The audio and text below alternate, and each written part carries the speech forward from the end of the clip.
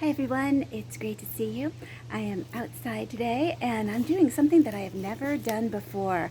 I received a package from Heirloom Roses and I am part of their beneficial insects program this year. So I heard about this through the Southerners Northern Garden YouTube channel, and he described how he was getting beneficial insects shipped to him from Heirloom Roses once a month through the growing season. I thought, what a great idea. I have a lot of aphids, I have a lot of whiteflies, and I'm not really sure about spraying them. I don't like to do that. When I get desperate, I do. So I figured this would be worth a try. On Wednesday, I got an email that said they were shipping this box out to me. It arrived yesterday, but it was pouring rain at that moment. So here it is, bright and early Saturday morning, and I'm going to unbox and put out my beneficial insects. So it's all new to me. We'll see what this is like. So the top of the box you can see says live insects handled with care. There we are from Heirloom Roses. And when you open it up, it has this shiny foil here, which I assume is keeping them maybe a little cooler. We have a pamphlet on beneficial insects, and then all of these little like sachets to hang, and they are labeled. It says beneficial insect, and then on the other side what it is, cucumaris, and I believe these are good for spider mites. I don't really have spider mite problems, but everything is going out. And then here's another little card. Okay, I'm gonna have to put down my phone here so that I can look at these. Okay, so look at this. These guys have already hatched. They are crawling around and ready to go out. I'm going to flip it to the other side. It says lift flap here, then they'll crawl out over everything. Oh, so cool. So they're these little flying insects. And then I have some packets like this, and this,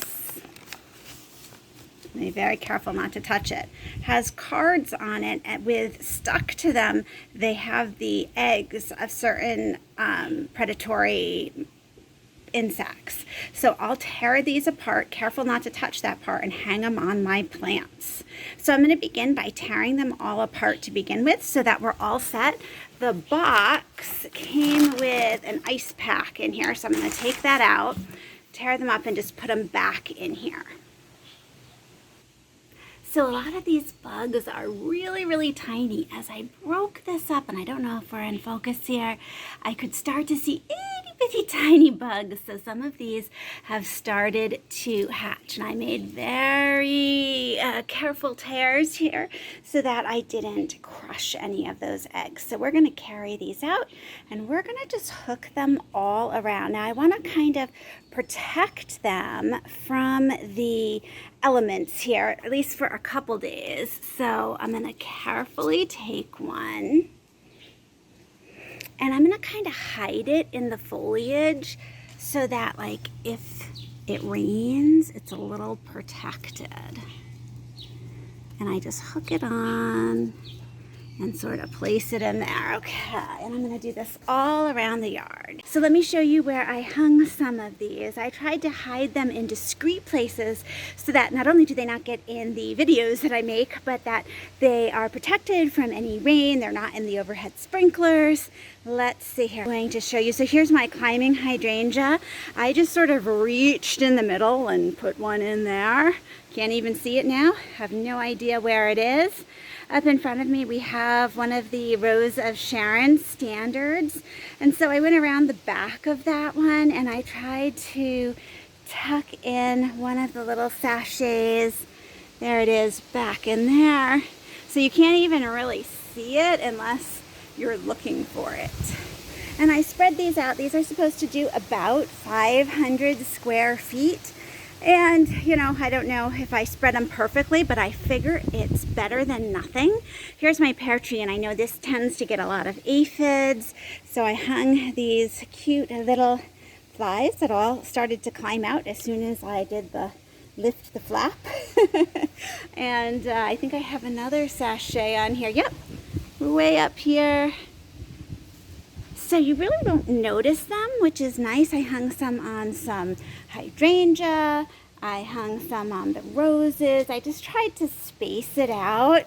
And so like here's one of the little egg cards, and the eggs are facing in towards the center stem. So hopefully all those beneficials just climb right out. This will be fascinating to see, you know, how it really works. And, you know, normally I would probably get out with some neem oil and use that on my plants, but I'm thinking, and it said in the directions that you really should not use neem oil because that can kill your beneficials too. So I'm going to try to be hands off and let them just do their job. Now, in a month or so, they're going to send me another pack. It's going to be, I think I get 4 deliveries once a month for the growing season. And when they come, I'll take down the old sachets and put up the new ones. Let's take a look at the beneficial insects pamphlet that came in this box and just see what information it gives us. So here we are, beneficial insects for your garden. Guide and instructions. So keep out of direct sunlight, keep away from direct sprays of water, hang different beneficials apart from each other, but in a central place in the garden. Do not crush, squeeze, or tear packaging as sachets have perforated holes. For use on roses or any vegetation, and release within 1 to 2 days of arrival, preferably during cooler evening temperatures. Okay, and the cucumaris says separate sachets without tearing paper, hang them evenly around the garden, protect from water and direct sun. Yeah. Then I have, oh yeah, these little cards that had the eggs on them. This was green lacewing larva. So live eggs are directly on each strip. Do not crush. And we tear them and hang the tag in the center of the plant with the eggs facing inward. Okay, excellent. Which is what I did. That makes me feel good. And then on the last page, we have the, I'm not sure how you would say this, the Urvix colemani. And this was the little flies that I saw climbing right out into the garden. So we opened the back of the blister pack with the tab. Oh yes, these are the beneficial wasps. They don't look like wasps. They're not like you're afraid they're going to attack you. They look like little tiny flies. They're the smallest wasps in the world, but they are going to, oh good, go after the aphids. So I feel like I hung this in the right place. And it was funny, as I reached in, an aphid jumped on my hand, which normally I would be grabbing some spray to spray, but hopefully they're just going to become dinner for these little wasps. And, you know, these beneficial insects then go ahead and lay eggs, and hopefully they're like, I love it in this garden. There's a lot going on, and they want to stay and keep eating everything. So that was a very interesting way to start my day. I'm going to link the video where I first heard about these beneficials from the Southerner's Northern Garden. He does a great job explaining about all of these different insects in case you're interested in trying something like this out yourself. Thanks so much for joining me, and I'll see you in the next video.